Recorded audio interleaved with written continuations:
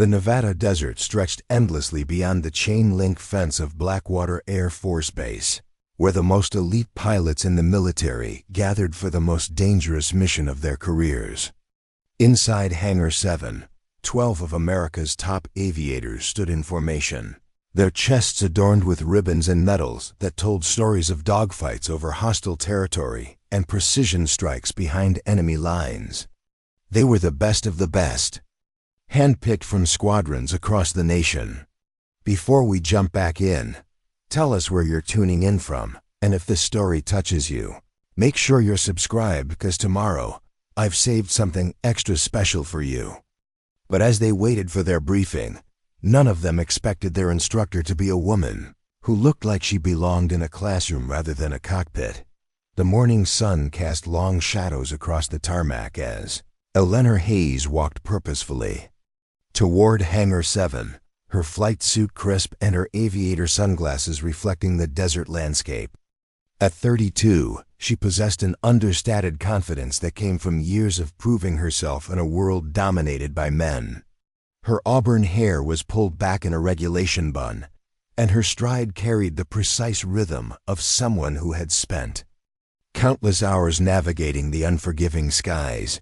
Colonel Marcus Webb stood at the entrance of the hangar, checking his watch for the third time in 5 minutes. The mission briefing was scheduled to begin at 0800 hours, and Webb prided himself on punctuality. As the base commander, he had overseen hundreds of training exercises, but Operation Nightfall was different. This wasn't a routine training mission, it was a preparation for something that could determine the outcome of an international crisis brewing in the South China Sea.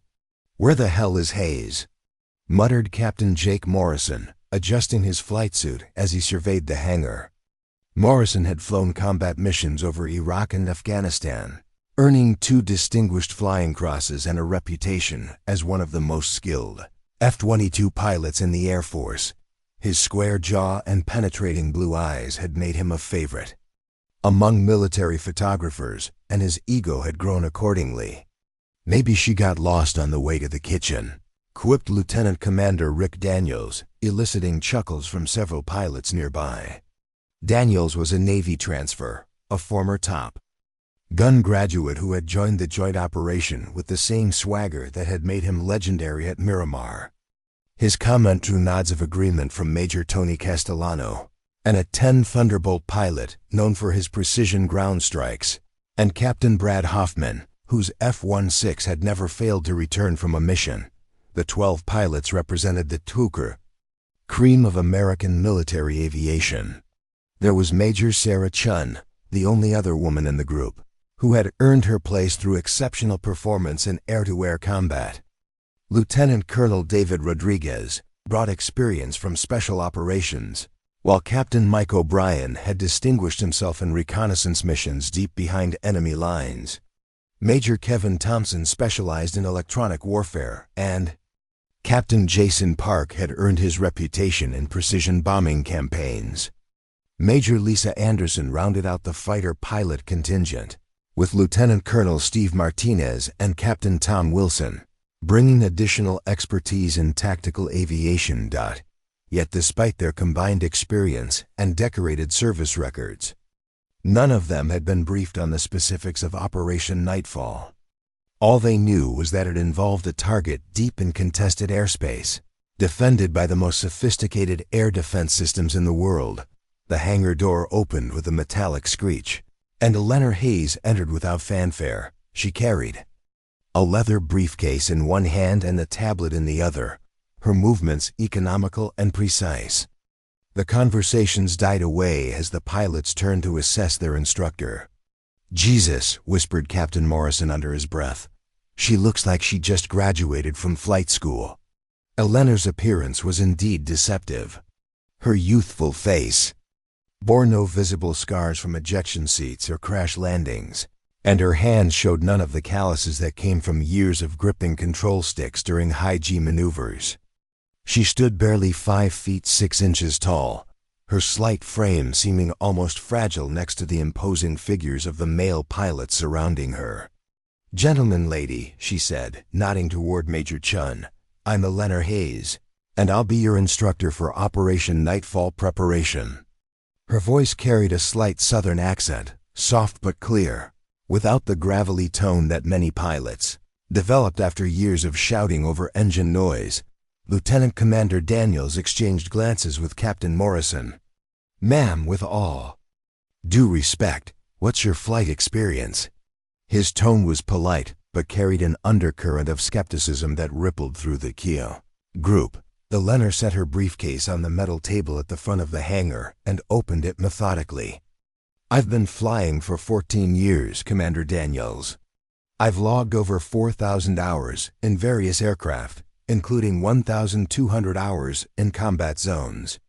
She withdrew a stack of documents and began arranging them on the table. "But I understand your concern.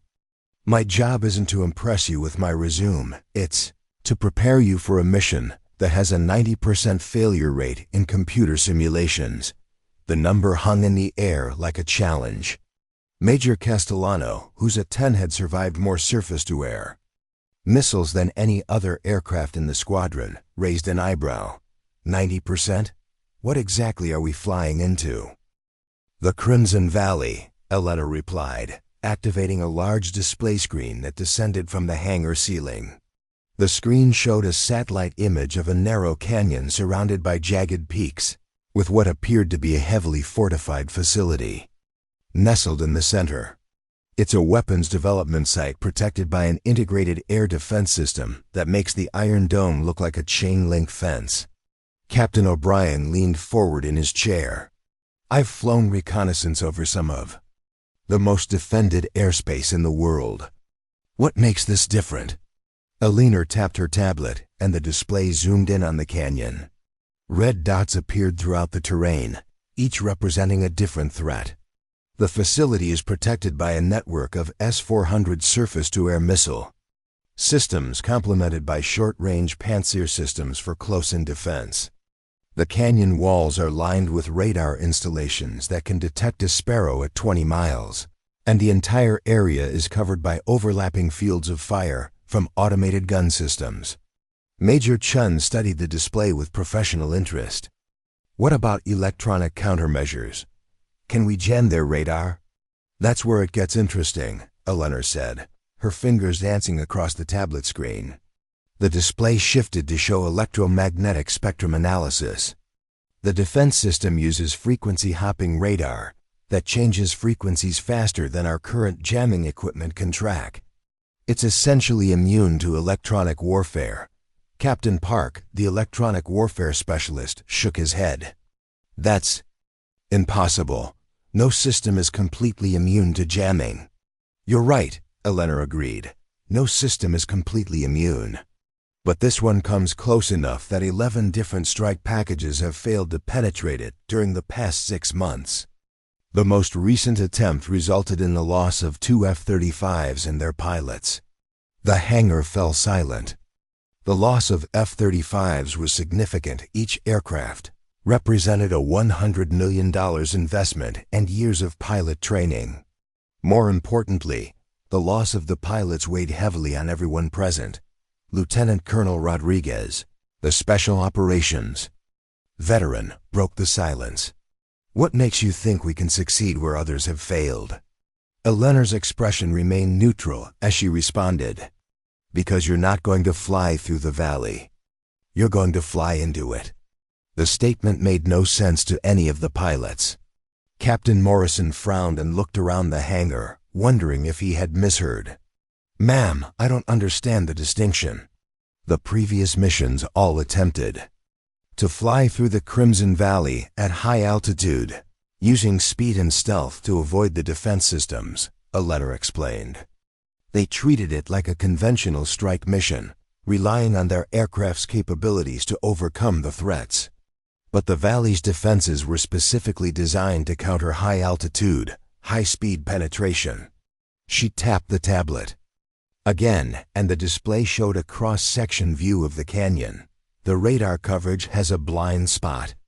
It's not a gap in the system, it's a deliberate design feature. The enemy assumes that no pilot would be insane enough to exploit it." Major Thompson studied the display carefully. How low are we talking about? 50 feet above the canyon floor, Elena replied matter-of-factly. At 400 miles per hour. Through a canyon that's barely wide enough for your wingspan.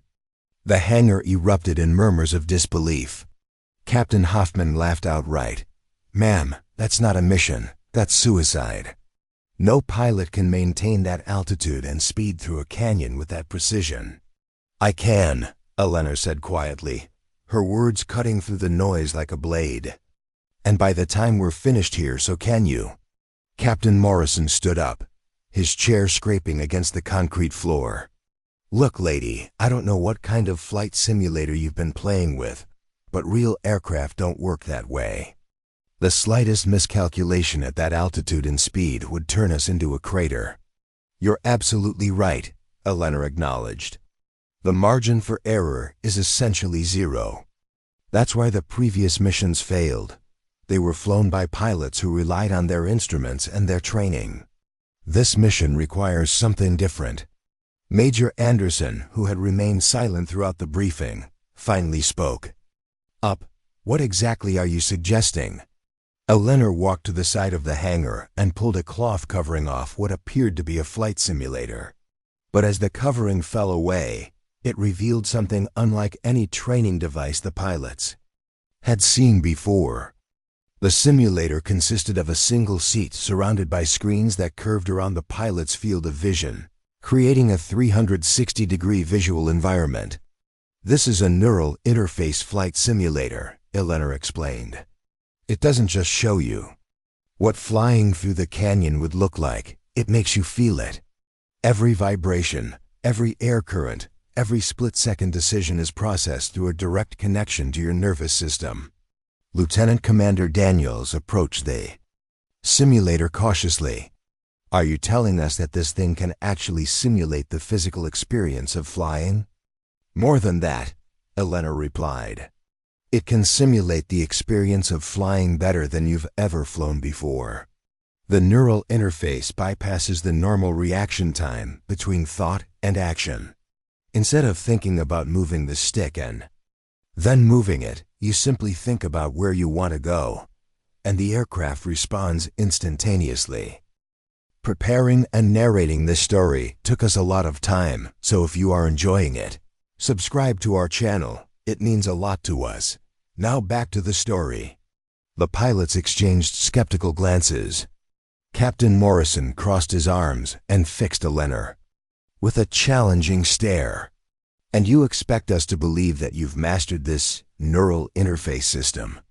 I don't expect you to believe anything, Elena said calmly. I expect you to watch. She walked to the simulator and settled into the seat with practiced ease. The screens around her activated, displaying a first-person view of an aircraft approaching the mouth of Crimson Valley. The imagery was so realistic that several pilots instinctively stepped back, feeling as though they were actually flying. What happened next defied everything the pilots thought they knew about aviation. The aircraft on the screen dove toward the canyon floor with impossible precision, threading between rock formations that seemed to close in from all sides. The speed indicator showed 400 miles per hour, while the altimeter held steady at exactly 50 feet above the terrain. The virtual aircraft banked left and right through turns that would have been impossible for any human pilot to navigate at such speed and altitude. At one point, the canyon narrowed to less than 60 feet wide, and the aircraft rolled inverted to pass through the gap, its canopy mere inches from the rock ceiling. Throughout the entire flight, Eleanor's hands remained motionless on the controls. Her eyes were closed, and her breathing was slow and steady, as though she were meditating rather than piloting an aircraft through a deadly obstacle course. The simulation ended with the aircraft emerging from the far end of the canyon. Its mission: payload delivered with surgical precision to the target facility. The screens faded to black, and Elena opened her eyes. The hangar was completely silent. Every pilot stared at the simulator in disbelief, their minds struggling to process what they had just witnessed. The flight they had observed was beyond the capabilities of any human pilot. It was beyond the capabilities of any aircraft they had ever flown. Captain Morrison was the first to find his voice. That's impossible. No human being can fly like that. You're right, Eleanor said, standing up from the simulator. No human being can fly like that. But a human being connected to a neural interface can fly like that. And that's what you're going to learn to do. Major Chun approached the simulator with professional curiosity. How does it work? The neural interface reads your brain's electrical activity and translates your intentions directly into control inputs, Eleanor explained. Instead of your brain sending signals to your muscles, which then move the controls, which then move the aircraft, your brain sends signals directly to the aircraft's flight control system. The result is perfect coordination between thought and action. Lieutenant Colonel Rodriguez nodded slowly. It's like the aircraft becomes an extension of your body. Exactly, Eleanor confirmed. But the learning curve is steep. The interface requires complete trust and absolute mental discipline. Any doubt, any hesitation, any conflict between what you think you should do and what you know you must do will result in failure. Captain Park studied the simulator's control panels, noting the absence of traditional instruments. How do you know your altitude, speed, heading? You feel them, Eleanor replied. The neural interface doesn't just control the aircraft, it feeds sensory information back to your brain. You feel the aircraft's speed through your body. You sense its altitude through your inner ear. You know it's heading through an internal compass that the interface creates in your mind. The concept was revolutionary, but it also raised uncomfortable questions. Major Castellano voiced what many of the pilots were thinking. If this technology exists, why aren't we all flying with neural interfaces? Eleanor's expression grew serious. Because the technology is experimental, and not everyone can adapt to it. The neural interface requires a specific type of brain pattern, a particular way of processing spatial information. Most pilots can't make the connection at all. Others can make the connection but can't maintain it under stress. What happens to those who can't adapt? Asked Captain Wilson. They fail, Eleanor said simply. And failure in this case means death. The weight of her words settled over the hangar like a heavy blanket. These were pilots who had faced death countless times, who had flown through anti-aircraft fire and survived missile attacks. But the prospect of failure due to an inability to adapt to new technology was a different kind of fear. Captain Morrison, who had been skeptical from the beginning, stepped forward. And what makes you think we're all going to be able to adapt to this neural interface? I don't, Eleanor admitted. Statistics suggest that only about 30% of experienced pilots can successfully adapt to neural interface flight. Of those who can adapt, only about half can maintain the connection under combat stress. The mathematics were sobering. Of the 12 pilots in the hangar, only 3 or 4 might successfully complete the training. The rest would either fail to adapt to the technology or fail to maintain their connection when it mattered most. Major Anderson raised the question that was on everyone's mind. What happens to the pilots who can't adapt? Are they eliminated from the mission? They're eliminated from the program, Eleanor said. The mission requires pilots who can fly with neural interface technology. There's no backup plan, no alternative approach. Either you can fly through Crimson Valley with a neural interface, or you can't fly the mission at all. The stakes were clear. These pilots, who had spent years building their reputations and careers, were being asked to risk everything on an experimental technology that most of them couldn't even use. Lieutenant Commander Daniels looked around the hangar at his fellow pilots. How long do we have to master this technology? 2 weeks, Eleanor replied. 14 days to learn to fly in a way that no human being has ever flown before. The timeline was impossible. Most pilots spent months learning to fly new aircraft, and years developing the skills necessary for combat operations. The idea of mastering a completely new form of flight in 2 weeks seemed like a cruel joke. But as the pilots looked at the simulator and at the woman who had just demonstrated flight capabilities that defied the laws of physics, they began to understand that they were part of something unprecedented. Operation Nightfall wasn't just another mission. It was a revolution in military aviation. And Eleanor Hayes, the soft-spoken instructor who looked like she belonged in a classroom rather than a cockpit, was about to teach them how to fly like gods. The first volunteer was Captain Jake Morrison. Despite his earlier skepticism, his competitive nature wouldn't allow him to let anyone else go first. He approached the neural interface simulator with the same cocky confidence that had carried him through countless dogfights. But as he settled into the seat, his bravado began to fade. "Close your eyes and clear your mind," Eleanor instructed, her voice taking on a clinical tone as she activated the neural interface headset. "Don't think about flying. Don't think about the aircraft. Just think about moving through space." The headset was unlike anything Morrison had experienced. Instead of the bulky helmets he was accustomed to, this device felt almost weightless, consisting of a thin band that wrapped around his forehead and temples. Tiny sensors made contact with his skin, and immediately he felt a strange tingling sensation spreading through his skull. "What the hell?" Morrison started to say, but his words were cut off as the simulator screens activated.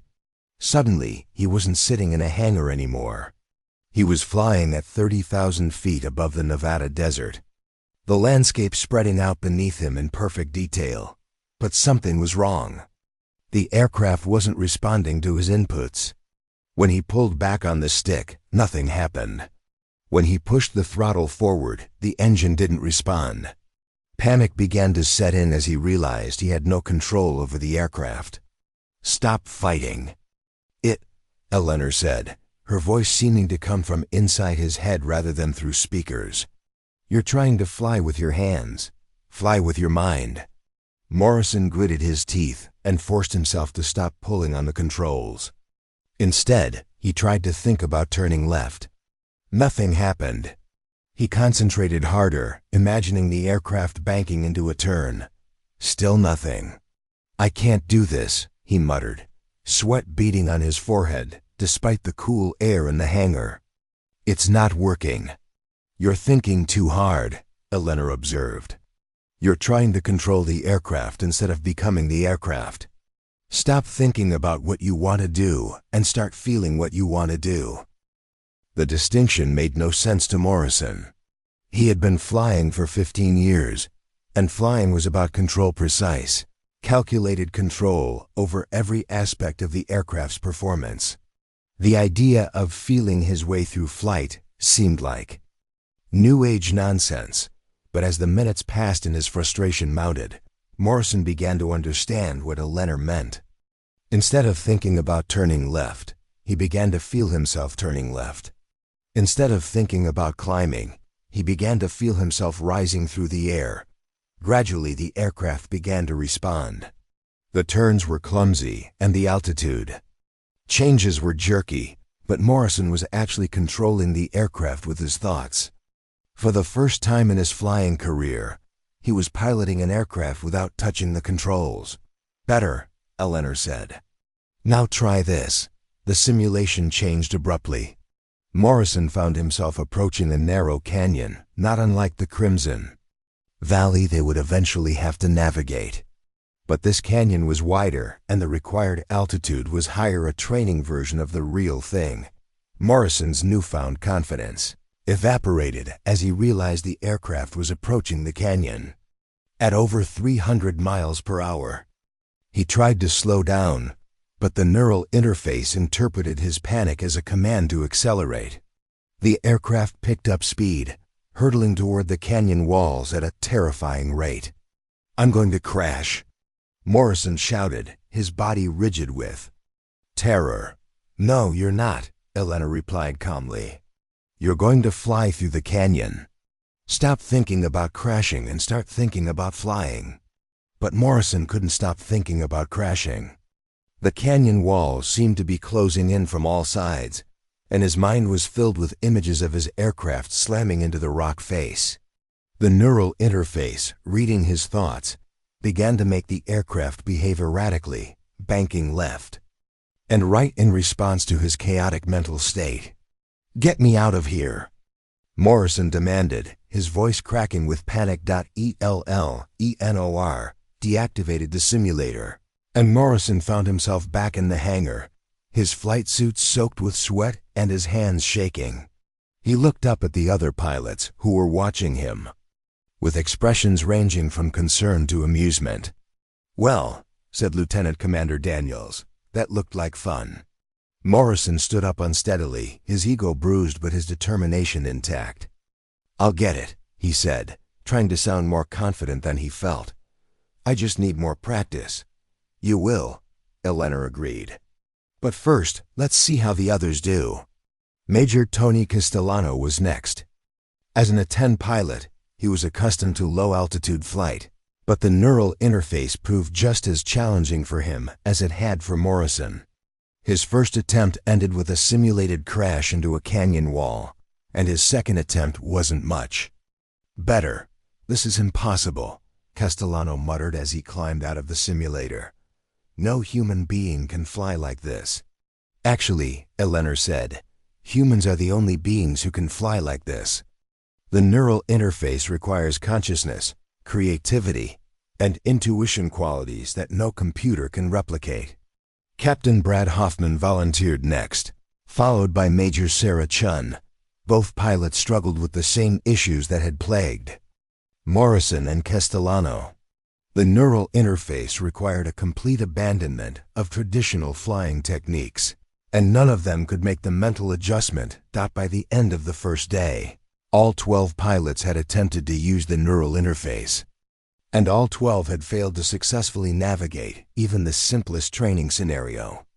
The hangar was filled with frustrated aviators who were beginning to question whether Eleanor's claims were even possible. "Maybe the technology isn't ready," suggested Major Kevin Thompson. "Maybe we need more time to develop the interface." "The technology is ready," Eleanor replied. "You're not." Her blunt assessment stung, but the pilots couldn't argue with the results. Despite their combined decades of flying experience, none of them had been able to master the neural interface in a single day. "What are we doing wrong?" asked Major Lisa Anderson, the frustration evident in her voice. Eleanor walked to the front of the hangar and faced the group. "You're trying to fly the aircraft instead of becoming the aircraft." Every one of you approached the neural interface as though it were just another set of controls to master. But the neural interface isn't about control, it's about connection. She gestured toward the simulator. When you sit in that seat, you're not piloting an aircraft. You're becoming an aircraft. Your consciousness merges with the machine, and together you become something that neither human nor machine could be alone. The concept was alien to everything the pilots had learned about aviation. Military flying was about discipline, precision, and control. The idea of merging consciousness with a machine sounded more like science fiction than military doctrine. "How do we learn to become an aircraft?" asked Captain Mike O'Brien. "By forgetting everything you know about flying," Eleanor replied. "By abandoning every technique you've learned, every instinct you've developed, every assumption you've made about what it means to be a pilot." The pilots exchanged uneasy glances. They were being asked to unlearn 15 to 20 years of flying experience, to abandon the very skills that had made them the best pilots in the military. "What if we can't do it?" asked Lieutenant Colonel David Rodriguez. "What if we're not capable of making this mental adjustment?" "Then you'll fail," Eleanor said simply, "and someone else will fly the mission." The stark reality of their situation began to sink in.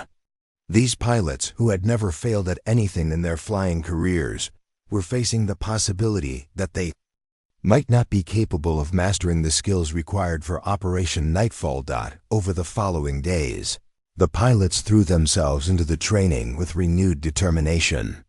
They spent hours in the simulator, attempting to master the neural interface under Eleanor's patient but demanding instruction. Progress was slow and frustrating, with each small success followed by multiple failures. Captain Morrison was the first to show real improvement. On the 4th day of training, he managed to complete a simple navigation exercise without crashing. The accomplishment was modest, flying straight and level for 10 minutes, but it represented a breakthrough in his understanding of the neural interface. "I think I'm starting to get it," Morrison said as he climbed out of the simulator, his face flushed with excitement. "It's not about controlling the aircraft, it's about trusting the aircraft." "Exactly," Eleanor confirmed. "The neural interface creates a partnership between human intuition and machine precision. You provide the creativity and adaptability, while the aircraft provides the physical capabilities." Major Chun was the next to achieve success, followed by Captain Hoffman and Lieutenant Commander Daniels. Each breakthrough was celebrated by the group, but the celebrations were tempered by the knowledge that simple navigation exercises were far easier than the high-speed, low-altitude flight that Operation Nightfall would require. As the training progressed, it became clear that some pilots were adapting to the neural interface faster than others. Morrison, Chun, Hoffman, and Daniels were making steady progress, while others continued to struggle with the basic concepts. Captain Wilson was the first to admit defeat. After a week of training, he had yet to successfully complete even the simplest exercise. "I can't do it," he said, his voice heavy with disappointment. "I can't make the connection." "It's not a failure," Eleanor assured him. Neural interface compatibility isn't about skill or intelligence. It's about brain structure and neural pathways. Some people can make the connection, and others can't. Wilson nodded, but the defeat was evident in his posture. Like the other pilots he had built his identity around his flying abilities. The inability to master the neural interface felt like a fundamental failure of his capabilities as a pilot. Major Castellano was the next to struggle. Despite his experience with low-altitude flight, he couldn't seem to make the mental adjustment required for neural interface control. His attempts became increasingly erratic, and eventually Eleanor had to remove him from the program. "I don't understand it," Castellano said, shaking his head in frustration. "I've been flying Nap of the Earth missions for 10 years. I should be able to do this." Traditional low-altitude flight and neural interface flight are completely different, Eleanor explained. Traditional flight relies on visual references and instrument readings. Neural interface flight relies on spatial awareness and intuitive understanding of three-dimensional movement. By the end of the first week, the group had been reduced from 12 pilots to 8. The 4 who remained, Morrison, Chun, Hoffman, Daniels, O'Brien, Anderson, Rodriguez, and Thompson, showed varying degrees of proficiency with the neural interface. But none of them had yet attempted the high-speed, low-altitude flight that the mission would require. "Tomorrow we start canyon training," Eleanor announced as the pilots prepared to leave the hangar. "We'll begin with low-speed passes through wide canyons, then gradually increase the difficulty until you're flying at mission parameters." The pilots knew that the real test was just beginning. The simple navigation exercises they had mastered were nothing compared to the precision flying that Operation Nightfall would demand. That evening, as the pilots gathered in the base mess hall, the conversation inevitably turned to their training progress. Morrison had regained much of his earlier confidence, but the others remained uncertain about their chances of success. "What do you think of Hayes?" asked Captain Hoffman, keeping his voice low to avoid being overheard. "She's the real deal," Morrison replied. "I've never seen flying like what she demonstrated on the first day. If she says the neural interface can make us fly like that, I believe her. But can we really learn to fly like that in just 2 weeks?" asked Major Chun. "What she showed us was beyond human capability." "That's the point," said Lieutenant Commander Daniels. "The neural interface is supposed to give us capabilities beyond normal human limits. The question is whether we can adapt to it quickly enough." Major Anderson had been quiet throughout the conversation, but now she spoke up. "What bothers me is that we still don't know anything about Hayes herself. Where did she come from? How did she learn to fly with the neural interface? Why isn't she flying the mission instead of training us?" The questions were valid. Despite spending a week under Eleanor's instruction, the pilots knew almost nothing about their instructor's background or qualifications. She had mentioned logging, over 4,000 hours of flight time, but she had provided no details about where or when she had acquired that experience. "Maybe she's a test pilot," suggested Captain O'Brien. "Someone who's been developing the neural interface technology." "Or maybe she's something else entirely," said Major Rodriguez, his special operations background making him naturally suspicious of anyone with classified credentials. The pilots continued to speculate, but they were no closer to understanding Eleanor Hayes than they had been on the first day. She remained an enigma, a soft-spoken instructor who possessed flying abilities that defied explanation. As the evening wore on, the pilots gradually returned to their quarters, each lost in their own thoughts about the challenges ahead. Tomorrow would bring canyon training, and with it the real test of their ability to master the neural interface. In her own quarters, Eleanor Hayes sat at a small desk reviewing the day's training notes. The progress had been about what she had expected. Roughly half the pilots had been eliminated, and the remaining half were showing varying degrees of aptitude for neural interface flight. But she knew that the real challenges lay ahead. Canyon training would push the pilots to their limits, and some of them would inevitably fail. The question was whether enough of them would succeed to make Operation Nightfall possible.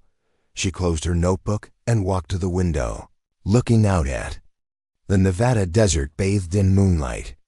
Somewhere in the distance, beyond the horizon, the Crimson Valley waited. In less than a week, she would have to lead a strike force through that deadly canyon, relying on pilots who were still learning to fly in ways that no human had ever flown. Before the responsibility weighed heavily on her shoulders. She had seen the intelligence reports, had studied the target analysis, had run the mission simulations countless times. She knew better than anyone what they were up against, but she also knew something that the pilots didn't, something that might change everything about how they approached the mission. Tomorrow, during canyon training, she would have to decide whether to share that knowledge with them. The success of Operation Nightfall might depend on that decision. The second week of training began with an ominous change in the hangar's atmosphere. Where once there had been 12 confident pilots, now only 8 remained, and their earlier bravado had been replaced by a grim determination tinged with uncertainty. The neural interface simulator had been reconfigured overnight, its screens now displaying a 3-dimensional representation of various canyon systems, each more challenging than the last. ELLENOR arrived precisely at 0700 hours, carrying a new piece of equipment that none of the pilots had seen before. The device looked like a modified flight helmet, but its surface was covered with sensors and what appeared to be miniature cameras. "Today we begin Phase 2 of your training," she announced, setting the helmet on the table beside the simulator. "Canyon navigation at combat speeds. But before we start, I need to share something with you that wasn't in your original briefing." The pilots exchanged glances. After a week of training, they had learned to read Eleanor's subtle changes in tone and expression. Something significant was about to be revealed. "The neural interface technology you've been learning to use wasn't developed by the United States military," she continued. "It was reverse engineered from technology recovered from a crashed aircraft of unknown origin 3 years ago in the Alaskan wilderness." Captain Morrison felt his blood run cold. "Unknown origin? I mean we don't know who built it," Eleanor said. "The aircraft was unlike anything in our databases. No nation on Earth has publicly demonstrated the capability to build such a machine. The neural interface was one of several technologies we extracted from the wreckage." Major Chun leaned forward in her chair. Are you telling us we're using alien technology? I'm telling you we're using technology that we don't fully understand, Elena replied. The neural interface works, but we're not entirely sure how or why. What we do know is that it requires a specific type of human consciousness to function properly. Lieutenant Commander Daniels stood up abruptly. And you're just telling us this now? After we've been experimenting with this thing for a week? You needed to develop trust in the technology before you could understand its true nature, Elena explained. If I had told you on the first day that you were learning to interface with alien technology, how many of you would have been willing to try? The question hung in the air, unanswered. The pilots were forced to admit that they probably would have been far more reluctant to use the neural interface if they had known its true origins. What else haven't you told us? Asked Major Anderson, her voice tight with controlled anger. Elena picked up the modified helmet and turned it over in her hands. The crashed aircraft wasn't empty when we found it. There was a pilot, or what we assumed was a pilot. The body was humanoid, but not quite human. Taller, with different bone structure and a brain that was significantly larger than ours. Captain. O'Brien felt a chill run down his spine. Where is this pilot now? Classified, Elena said simply. But I can tell you that studying the pilot's brain structure helped us understand how to modify the neural interface for human use. The original technology was designed for a different type of consciousness, one that could process spatial information in ways that humans normally cannot. Captain Hoffman, who had been quiet throughout the revelation, finally spoke. So when we use the neural interface, we're thinking like aliens. You're thinking like enhanced humans, Elena corrected.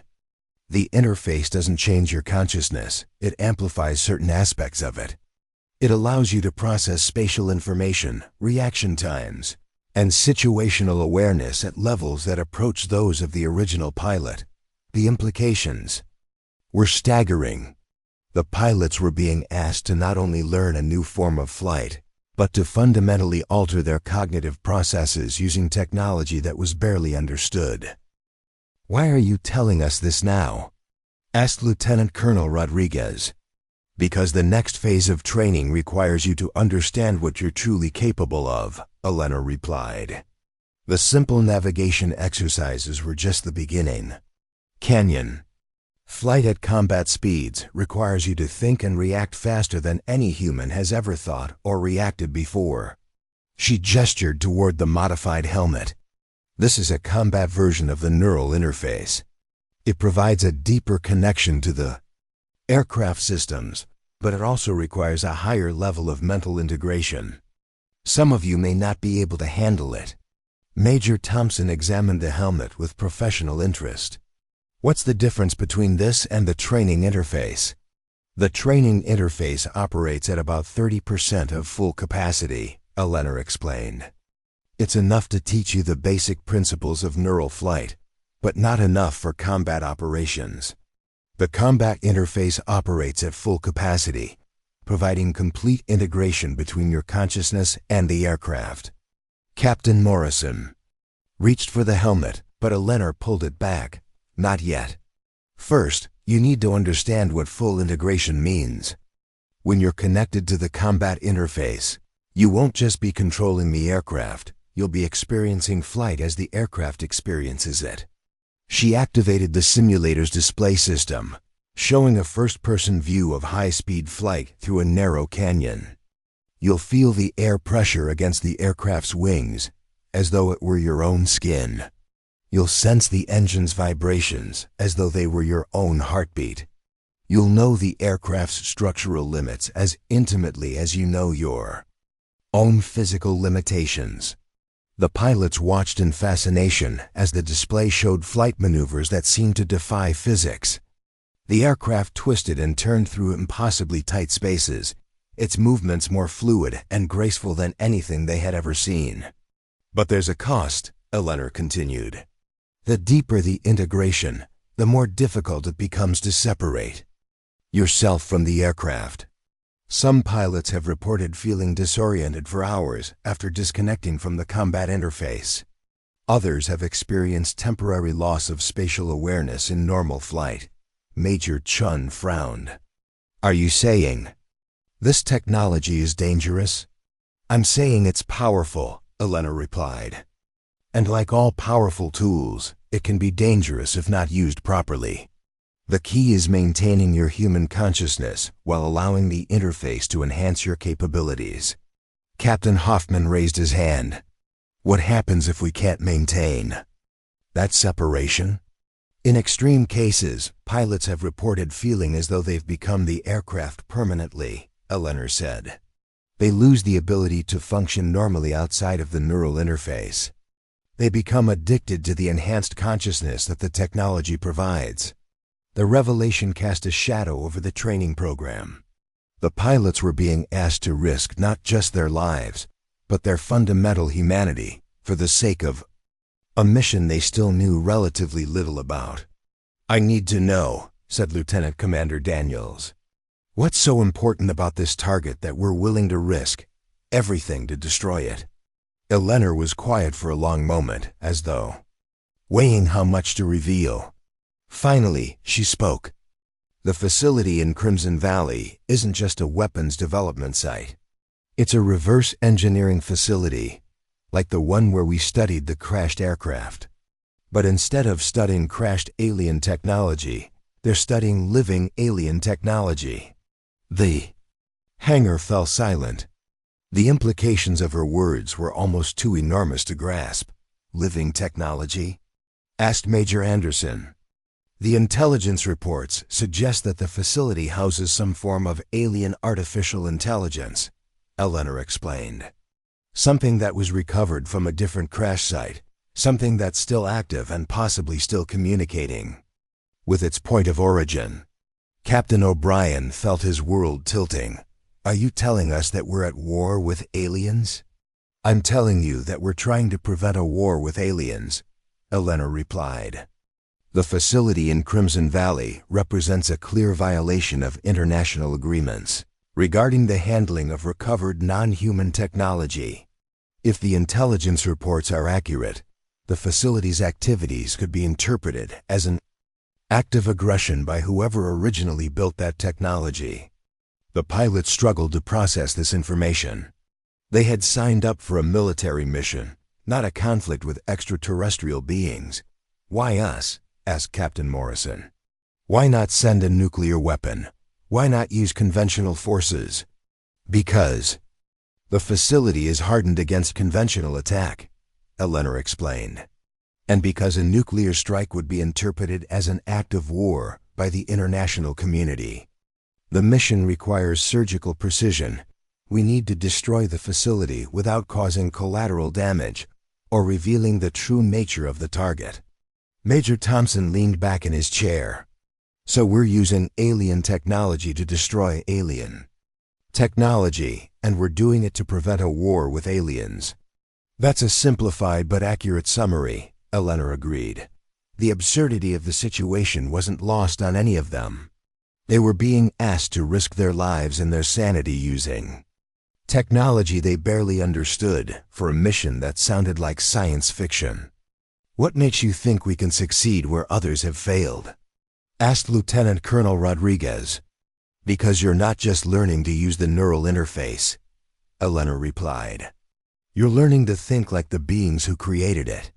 Every pilot who has failed this mission has approached it with human limitations and human assumptions. But the neural interface allows you to transcend those limitations." She walked to the combat interface helmet and picked it up. "This technology doesn't just make you better pilots, it makes you into something that human pilots have never been before. You'll be able to fly through spaces that are too narrow for human reflexes, at speeds that are too fast for human reaction, times with precision that's beyond human capability." Captain Hoffman stood up and approached the helmet. "And if we can't handle it, then we'll find other pilots who can," Elena said. "But I don't think that will be necessary. You've all shown remarkable adaptation to the training interface. I believe you're ready for the next level." Morrison was the first to volunteer, driven by the same competitive instincts that had carried him through his military career. As he approached the simulator, Eleanor began fitting the combat interface helmet over his head. "Remember," she said, "maintain your human consciousness while allowing the interface to enhance your capabilities. Don't try to control the aircraft, become the aircraft." The combat interface activated, and Morrison's consciousness exploded into a new realm of sensory experience. He wasn't just seeing the canyon approach, he was feeling it through sensors that covered every inch of the aircraft's surface. He wasn't just hearing the engine noise, he was experiencing the controlled explosions in the combustion chambers, as though they were occurring inside his own body. The aircraft dove toward the canyon floor at speeds that would have been terrifying. With the training interface, but with the combat interface, Morrison felt completely in control. He sensed the air currents flowing over the aircraft's wings, felt the minute changes in air pressure that indicated turbulence ahead, knew instinctively when to adjust his flight path to maintain optimal performance. The canyon walls blurred, passed at 400 miles per hour, but Morrison's enhanced perception allowed him to see every detail, every potential hazard, every opportunity for navigation. He rolled the aircraft inverted to pass through a narrow gap, the maneuver executed with a precision that would have been impossible with human reflexes alone. For 12 minutes, Morrison flew through the simulated canyon system, his aircraft, dancing between rock formations with fluid grace. When the simulation ended, he sat in the pilot's seat for several minutes, his consciousness slowly returning to normal human parameters. "That was incredible," he said, his voice filled with wonder. "I could feel everything, the wind, the engine, the aircraft structure. It was like being a machine and a human at the same time. How do you feel now?" Eleanor asked, studying Morrison's vital signs on a nearby monitor. "Different," Morrison replied. "It's hard to explain. I feel like I know things about flying that I didn't know before, but I can't quite remember what they are." "That's normal," Eleanor assured him. "The enhanced consciousness fades gradually after disconnection.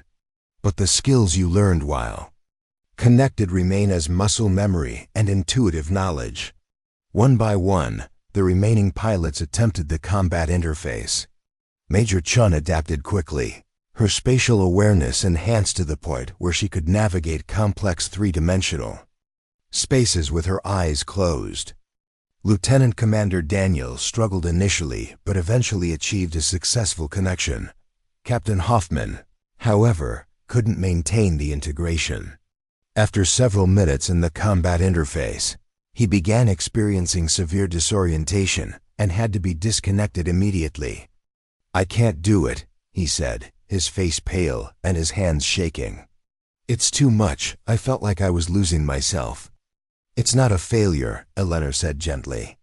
"The combat interface requires a specific type of mental flexibility that not everyone possesses." By the end of the day, the group had been reduced to 6 pilots: Morrison, Chun, Daniels, O'Brien, Anderson, and Rodriguez. Major Thompson had also been eliminated after experiencing a severe adverse reaction to the combat interface. As the pilots prepared to leave the hangar, Eleanor made an announcement that changed everything about their understanding of the mission. "Tomorrow, we begin live flight training," she said. "You'll be flying actual aircraft equipped with neural interfaces through real canyon systems. The margin for error will be zero. A mistake at 400 miles per hour and 50 feet of altitude will be fatal." The pilots exchanged nervous glances. They had grown comfortable with the simulator, but the prospect of flying real aircraft with the neural interface was both thrilling and terrifying. "What type of aircraft?" asked Captain O'Brien. "Modified F-22 Raptors," Eleanor replied. "The airframes have been structurally reinforced and equipped with neural interface systems. They're faster and more maneuverable than anything you've flown before." As the pilots left the hangar, each was lost in their own thoughts about the challenges ahead. They had learned to fly with alien technology, discovered that their mission involved extraterrestrial intelligence, and now they were preparing to risk their lives in experimental aircraft. Tomorrow would determine whether they were truly ready for Operation Nightfall, or whether they were about to become the latest casualties in humanity's first contact with alien technology. Dawn broke over Blackwater Air Force Base with an unusual intensity, as if the desert sun itself understood the significance of what was about to unfold. On the far end of the runway, 6 modified F-22 Raptors sat in perfect formation, their sleek profiles gleaming in the early morning light. But these weren't the standard Raptors that had dominated air superiority missions for decades. These aircraft had been transformed into something unprecedented. Captain Morrison walked slowly around his assigned aircraft, designated Raptor 7, conducting his pre-flight inspection with more care than he had ever shown before. The external modifications were subtle but significant. Additional sensors dotted the aircraft's surface like technological acne, and the cockpit canopy had been replaced with a version that seemed to shimmer with an almost liquid quality. The canopy is equipped with neural interface projection systems, Eleanor explained, approaching Morrison as he examined the modified aircraft. Instead of traditional heads-up displays, you'll receive information directly through the neural link. Altitude, speed, weapon status, everything will be transmitted as sensory data rather than visual displays. Morrison nodded, though he wasn't entirely sure he understood the implications. The past 2 weeks had forced him to abandon so many assumptions about flying that he had learned to simply accept each new revelation as it came. "What about weapons systems?" asked Major Chun, who was inspecting the aircraft next to Morrison's. "Are we armed for this training flight?" "Unarmed," Eleanor replied. "Today's objective is navigation and system integration. We'll be flying through Devil's Canyon, about 50 miles north of here. It's a natural formation that closely resembles the approach route to Crimson Valley." Lieutenant Commander Daniels emerged from beneath his aircraft, where he had been examining the landing gear. "Modifications. These aren't standard F-22 landing gear," he observed. "They're reinforced and repositioned. The neural interface affects the aircraft's center of gravity," Eleanor explained. "The additional equipment requires structural modifications to maintain proper balance and handling characteristics." Captain O'Brien approached the group, his helmet tucked under his arm. Unlike the standard flight helmets they were accustomed to, these were the combat-grade neural interface units they had trained with in the simulator. The weight distribution was different, and the heads-up display had been replaced with sensors that would interface directly with their enhanced consciousness. "How long will we be connected to the neural interface during the flight?" asked Major Anderson, her voice betraying a slight nervousness that none of them had heard before. "Approximately 90 minutes, Eleanor replied. 30 minutes to reach Devil's Canyon, 30 minutes for the canyon navigation exercise, and 30 minutes return flight. It will be the longest neural interface connection any of you have experienced." Lieutenant Colonel Rodriguez, who had been quiet during the inspection, finally spoke up. "What happens if we lose the connection during flight?" "The aircraft are equipped with automatic disconnection protocols," Eleanor said. "If the neural interface fails, the flight controls will revert to traditional manual operation. However, the transition can be disorienting, especially at high speed and low altitude." The pilots exchanged glances. They were about to risk their lives on technology that was experimental, alien in origin, and not fully understood by the people who had built it. "What about emergency procedures?" asked Captain Morrison. "If something goes wrong during canyon navigation, what are options?" "The same as they would be in any high-speed, low-altitude flight," Eleanor replied. "Maintain aircraft control, gain altitude if possible, and execute emergency landing procedures. The difference is that with the neural interface, your reaction times and spatial awareness will be enhanced beyond normal human capabilities." At 0800 hours, the pilots began their final preparations for the live flight test. Each aircraft was equipped with telemetry systems that would record every aspect of the flight, from pilot biometrics to aircraft performance parameters. In the event of an accident, the data would be crucial for understanding what had gone wrong. Morrison climbed into the cockpit of Raptor 7, settling into the pilot's seat with practiced ease. But as the canopy closed over him, he realized that nothing about this flight would be familiar. The traditional instrument panel had been replaced with a smooth, black surface that showed no readings or displays. Everything would come through the neural interface. Raptor 7, this is Control, came a Leonard's voice through his headset. Are you ready for neural interface activation? Morrison took a deep breath and placed his hands on the modified control stick. Unlike the traditional F-22 controls, this stick seemed to pulse with a subtle energy that he could feel through his gloves. Raptor 7 ready for activation, he replied. The neural interface came online gradually, starting as a gentle tingling in his temples and spreading throughout his consciousness like warm honey. Morrison felt his awareness expanding beyond the confines of the cockpit, his senses merging with the aircraft systems in ways that still seemed impossible despite weeks of training. Suddenly, he could feel the aircraft's engines as extensions of his own body, their power flowing through him like a second heartbeat. The control surfaces responded to his thoughts before he had fully formed the intention to move them. The aircraft sensors became his eyes and ears, providing a 360-degree awareness of his surroundings that no human pilot had ever possessed. All aircraft, this is Control. A Leonard's voice seemed to come from inside Morrison's head rather than through his headset. You are cleared for takeoff. Maintain formation until we reach the canyon approach. The 6 modified Raptors rolled down the runway in perfect synchronization, their pilots no longer relying on visual cues or radio communications to maintain formation. Through the neural interface, they could sense each other's position and intentions with supernatural precision. Morrison felt his aircraft leave the ground, but the sensation was unlike any takeoff he had ever experienced. Instead of the gradual transition from ground to air, he felt himself becoming airborne in a way that seemed to transcend physics. The aircraft didn't just lift off, it flowed into the sky like water finding its level. Form up on me, came Chun's voice through the neural link, though Morrison realized she hadn't actually spoken the words. The communication had occurred at a level deeper than speech, a direct transfer of intention and meaning that bypassed language entirely. The flight to Devil's Canyon passed in a dreamlike state of enhanced consciousness.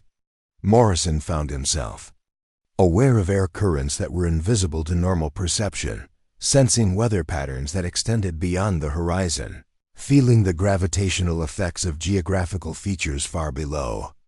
The neural interface wasn't just enhancing his flying abilities, it was fundamentally changing his relationship with the act of flight itself.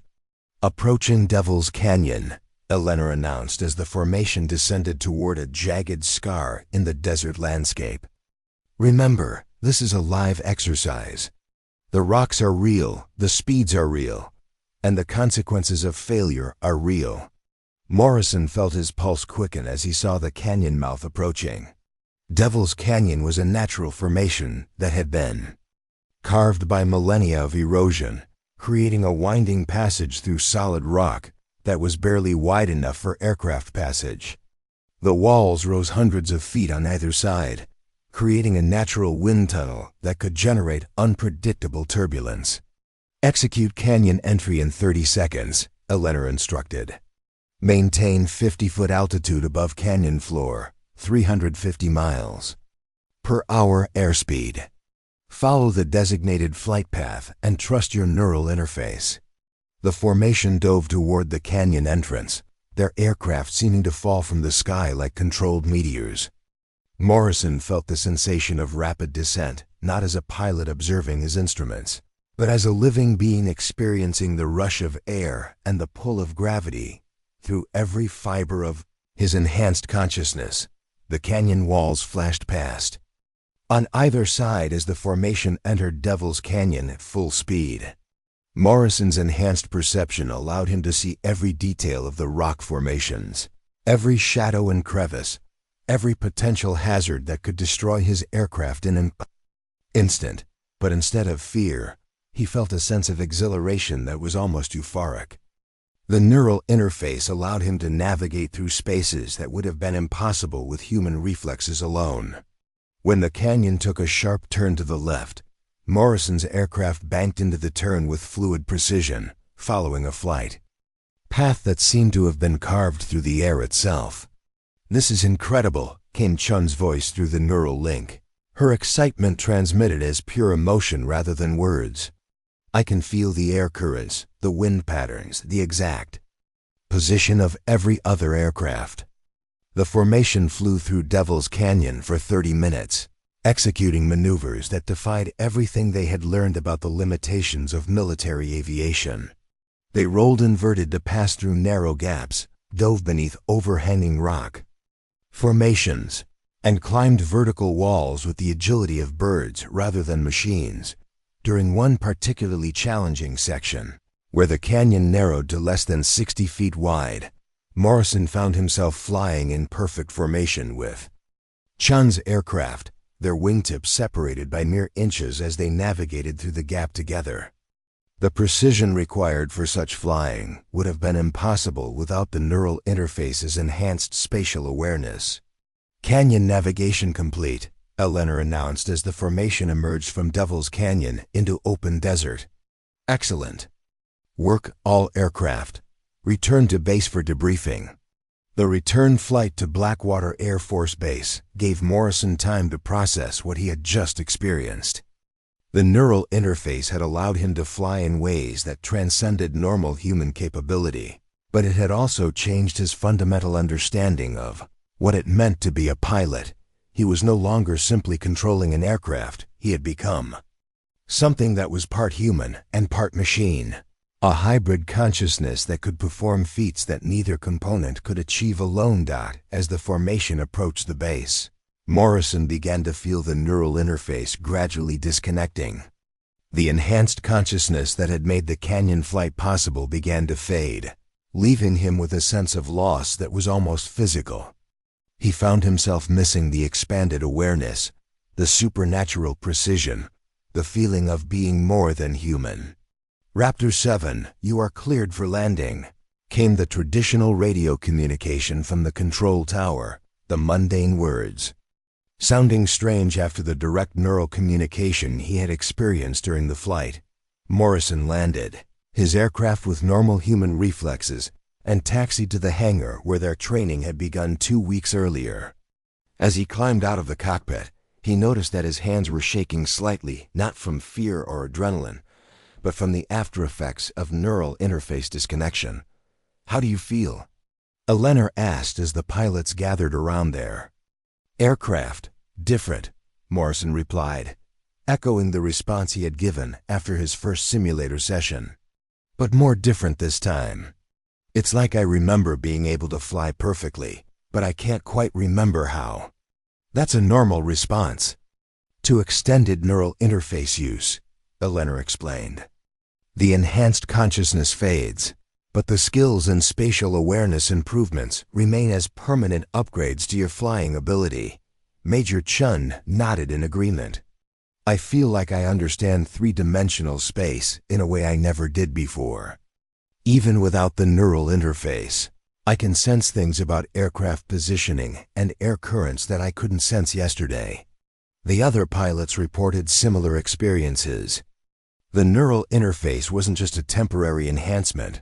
It was permanently altering their cognitive abilities in ways that would make them better pilots, even when flying conventional aircraft. "What's next?" asked Lieutenant Commander Daniels. "Tomorrow, we begin mission-specific training," Eleanor replied. "You'll be flying the actual route to Crimson Valley, learning the specific navigation challenges and defensive countermeasures you'll encounter during Operation Nightfall." Captain O'Brien frowned. "How can we train for the actual mission route?" without alerting the enemy to our intentions? Because we won't be flying to Crimson Valley, Eleanor said. We'll be flying through a computer-generated virtual reality environment that exactly replicates the target area. The neural interface will make the simulation indistinguishable from reality. The pilots were beginning to understand that the neural interface technology was far more advanced than they had initially realized. It wasn't just a flight control system, it was a complete sensory replacement system that could create entirely artificial realities that were perceived as completely real. How accurate is this virtual reality system? Asked Major Anderson.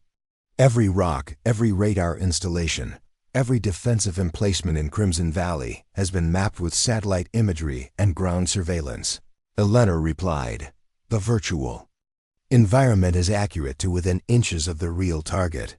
Lieutenant Colonel Rodriguez, with his special operations background, asked the question that was on everyone's mind. When is the actual mission? 72 hours, Eleanor replied. 3 days from now, you'll be flying the real mission through Crimson Valley. The timeline was sobering. After 2 weeks of intensive training, they had just 3 more days to prepare for a mission that could determine the course of human contact with alien intelligence. As the pilots walked back to their quarters, each was lost in thought about the challenges ahead. They had successfully completed their first live flight with neural interface technology, but they knew that the hardest tests were still to come. Tomorrow would bring mission-specific training in a virtual reality environment that would be indistinguishable from the real thing. And in just 3 days, they would be flying through the real Crimson Valley, where failure would mean not just their own deaths, but potentially the beginning of a war between Earth and forces beyond human understanding. The weight of that responsibility was beginning to settle on their shoulders as they prepared for what might be their final nights of peaceful sleep. The virtual reality chamber hummed with an energy that seemed to vibrate through the walls of the underground facility beneath Blackwater Air Force Base. Morrison had never seen this part of the base before. Sprawling complex of laboratories and testing facilities that extended 3 levels below ground.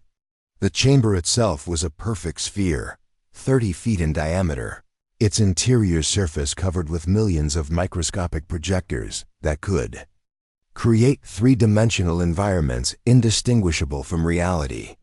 The neural interface will interpret the virtual environment as completely real, Eleanor explained as the 6 remaining pilots gathered around the chamber's entrance.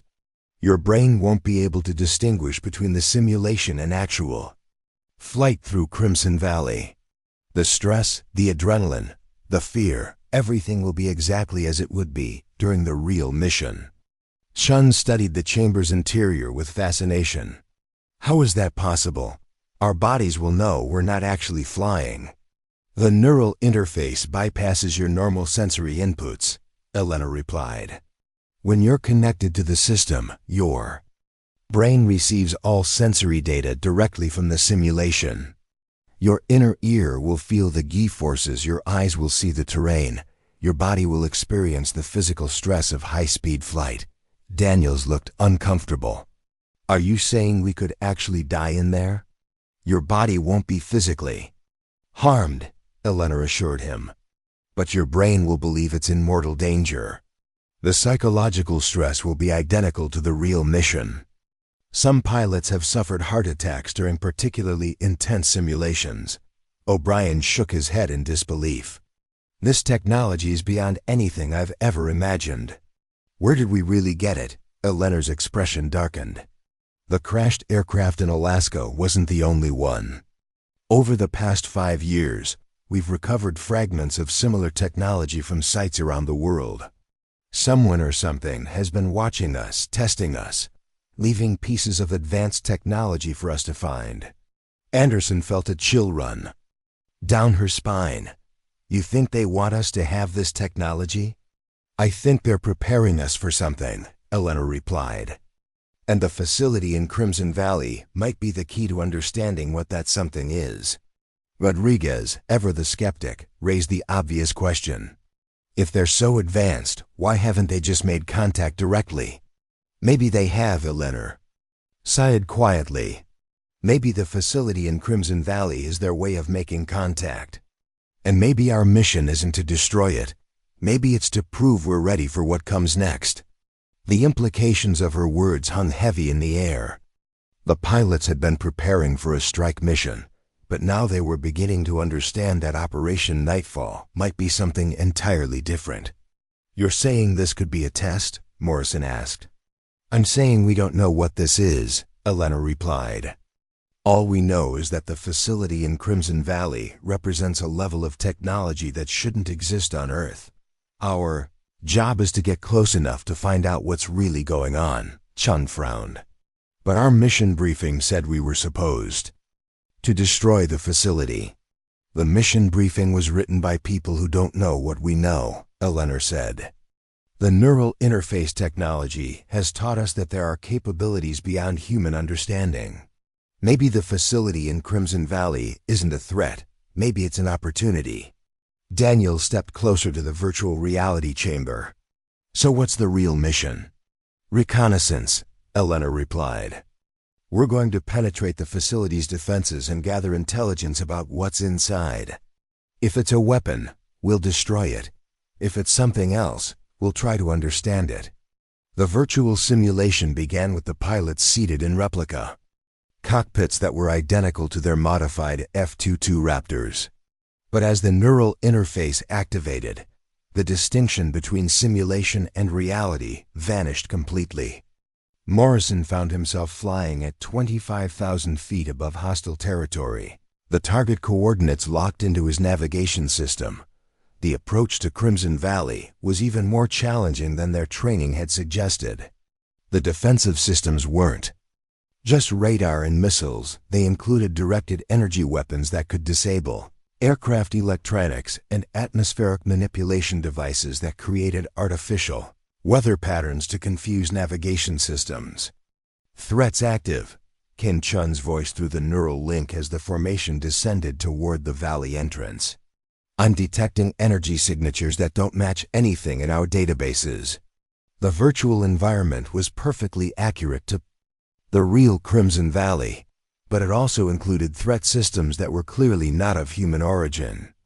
The defensive network operated on principles that defied conventional understanding of physics and technology. "Initiating low-altitude approach," Morrison announced as the formation dove toward the canyon floor. But as they descended, something unexpected happened. Instead of triggering the defensive systems, their approach seemed to deactivate them. "The weapons are powering down," reported O'Brien, his voice filled with confusion. "It's like they're recognizing us as friendly." Anderson watched her threat displays in amazement. "The neural interface is communicating with the facility systems. They're not targeting us, they're inviting us in." The formation flew through Crimson Valley without encountering a single hostile response. The defensive systems that had destroyed previous strike packages remained completely inactive, allowing the neural interface-equipped aircraft to pass through unimpeded. "This changes everything," Daniel said as they approached the facility itself. "This isn't a weapon site, it's a testing ground." The facility appeared to be a mixture of human and alien technology, with structures that seemed to grow organically from the canyon walls.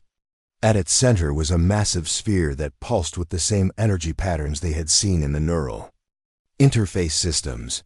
"It's a neural interface amplifier," Eleanor's voice came through their connection. "The entire facility is designed to enhance and test neural interface capabilities." Rodriguez felt his worldview shifting as the implications became clear. "They've been preparing us. The crashed aircraft, the technology we've been developing, the training, it's all been leading to this moment." As the formation circled the facility, Morrison began to understand the true nature of their mission. They weren't being sent to destroy an alien installation. They were being evaluated by an intelligence that had been watching humanity's development for years. "What do we do now?" asked Chun. "We land," Elena replied. "And we find out what they want to tell us." The virtual simulation ended with the formation touching down at the facility, their aircraft guided by systems that operated beyond human understanding. As the neural interface disconnected, the pilots found themselves back in the underground chamber, but their perception of reality had been fundamentally altered. Was any of that real? Morrison asked. More real than you might think, Eleanor replied. The facility in Crimson Valley is exactly as you experienced it in the simulation. And tomorrow you'll be flying there for real.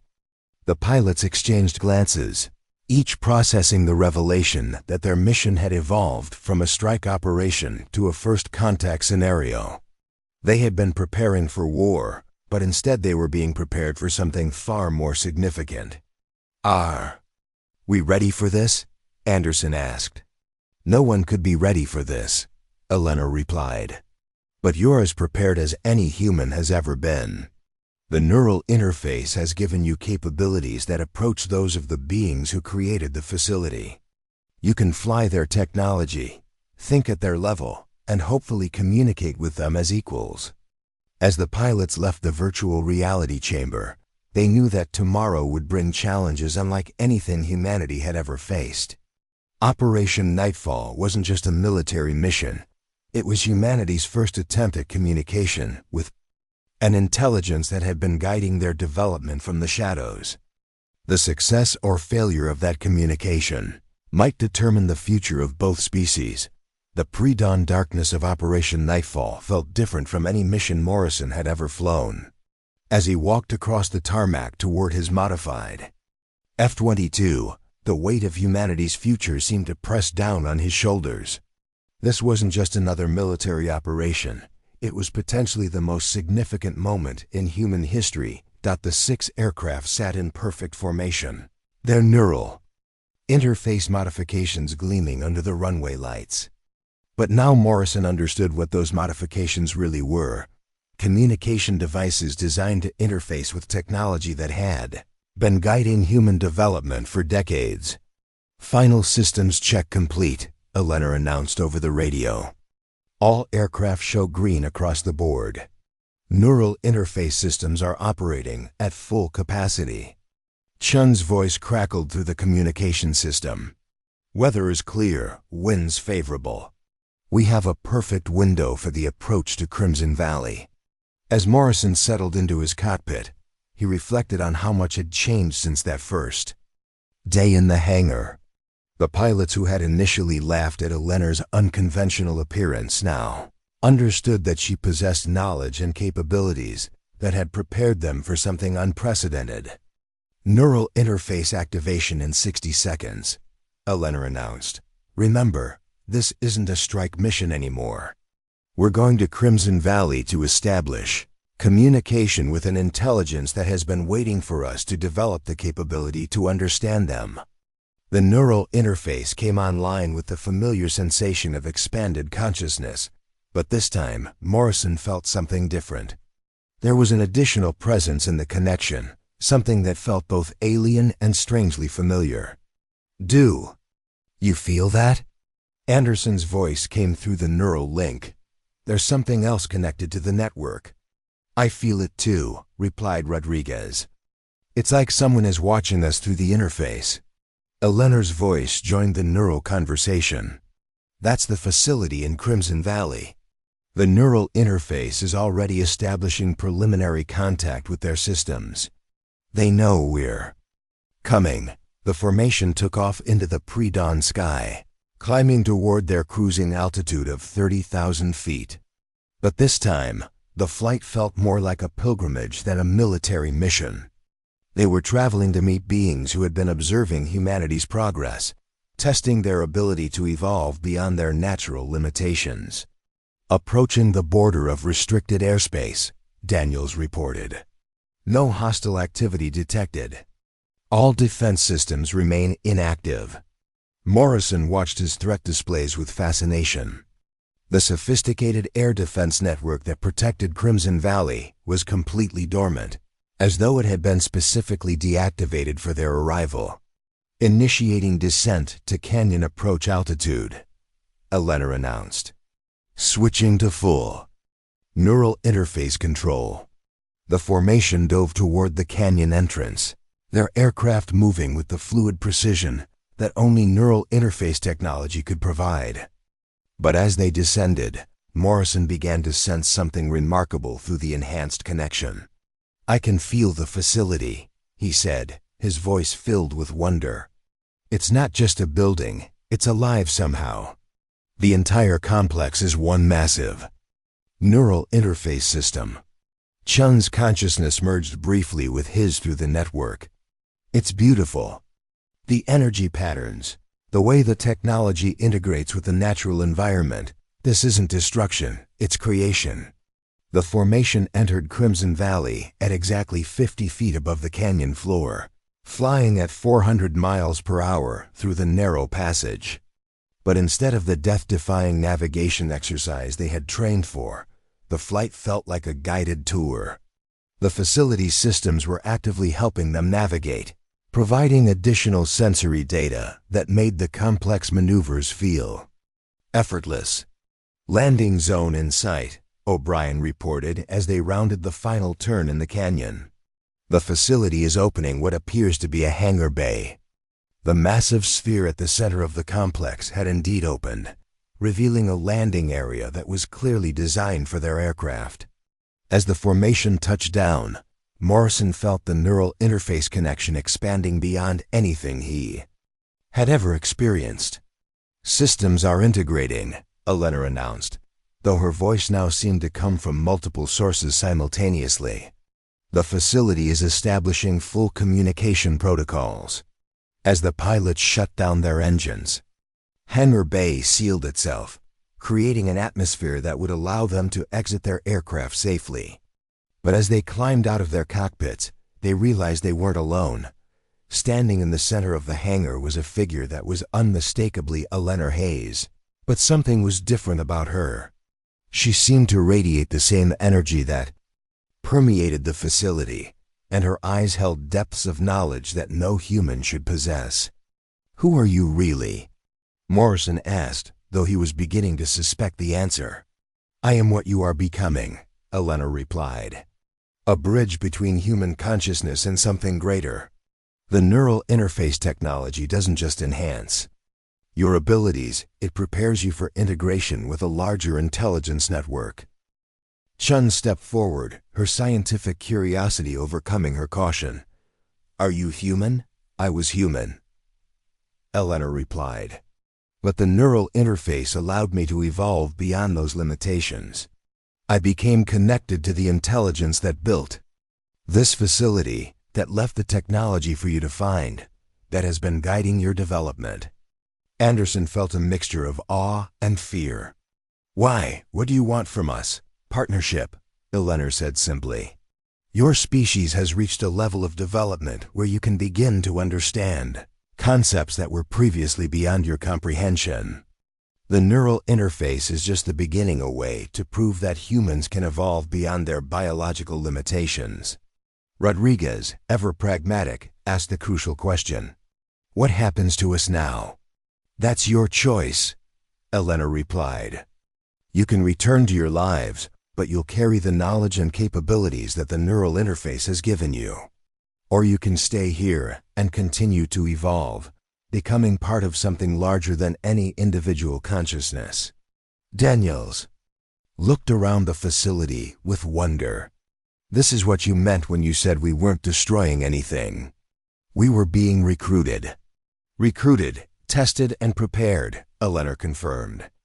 "The intelligence behind this facility has been watching human development for centuries, waiting for your species to reach the point where meaningful communication becomes possible." Morrison felt the neural interface still humming in his consciousness, connecting him not just to his aircraft, but to the vast intelligence that permeated the facility. "What about the mission? What about our orders?" "Your real mission was to get here," Eleanor said. "To prove that humans could adapt to neural interface technology and use it to transcend your natural limitations. You've succeeded beyond all expectations." The pilots stood in the alien hangar, each processing the magnitude of what they had discovered. They had come expecting to fight a war, but instead they had found an invitation to join something greater than humanity had ever imagined. "We need time to think," Chun said finally. "Of course," Elena replied. "But remember, you've already been changed by your experience with the neural interface. You can never go back to being exactly what you were before. The question is whether you want to continue moving forward." As the pilots prepared to return to their aircraft for the flight back to Blackwater Air Force Base, Morrison realized that Eleanor Hayes had never been just an instructor. She had been their guide into a larger universe, showing them capabilities they never knew they possessed and possibilities they had never imagined. The flight back passed in contemplative silence, each pilot lost in thoughts about what they had experienced and what it meant for their futures. They had entered Crimson Valley as military aviators and emerged as something unprecedented, humans who had touched the edge of a larger intelligence and found themselves forever changed. They landed at Blackwater Air Force Base. Colonel Webb was waiting for their debrief. But Morrison knew that no amount of debriefing could capture what they had really discovered in Crimson Valley. They had found proof that humanity was not alone in the universe, and more importantly, they had found evidence that they were ready to take the next step in their evolution as a species. The neural interface technology that had seemed like advanced military equipment was actually humanity's first gift from the stars, a tool to help them transcend their limitations and join a larger community of consciousness that spanned the galaxy. Operation Nightfall had ended not with destruction, but with the promise of transformation. And for Morrison and the other pilots who had made the journey to Crimson Valley, that transformation had already begun. Up next, you've got 2 more standout stories right on your screen. If this one hits the mark, you won't want to pass these up. Just click and check them out. And don't forget to subscribe and turn on the notification bell so you don't miss any upload from us.